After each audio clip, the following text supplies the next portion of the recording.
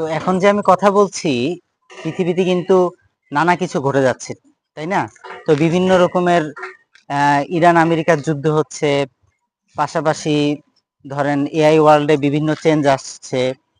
তো বিশ্বে নানা কিছু প্রতিনিয়ত ঘটতেই থাকবে। তো আমরা সবসময় ভাবি যে আমাদের সবসময় বিশ্বের সকল সংবাদের সাথে কানেক্টেড থাকা দরকার।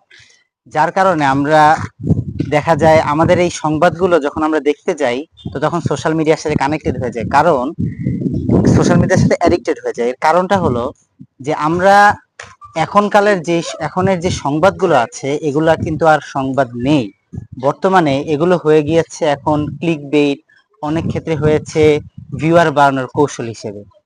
তো যার কারণে এমন হয় যে আমরা কাজের থেকে আমরা কাজের গুরুত্বপূর্ণ সংবাদ শোনার চেয়ে আমাদের সময়গুলো সোশ্যাল মিডিয়াতে থাকতে থাকতে এই সময়গুলো নষ্ট হয়ে যায়।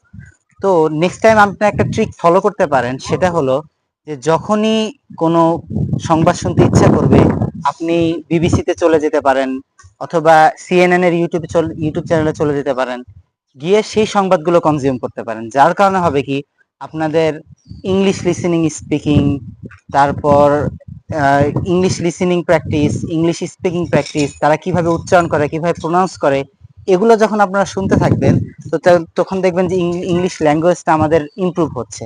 আর পাশাপাশি আপনি বিভিন্ন যেমন বিভিন্ন বিজনেস ফোরাম আছে, যেমন দা ইকোনমিস্ট সহ আরো, তারপর আছে এরকম ওয়ার্ল্ড ইন ব্রিফ, এসব ওয়েবসাইটে যেতে পারেন, যে তাদের খবরগুলো পড়তে পারেন।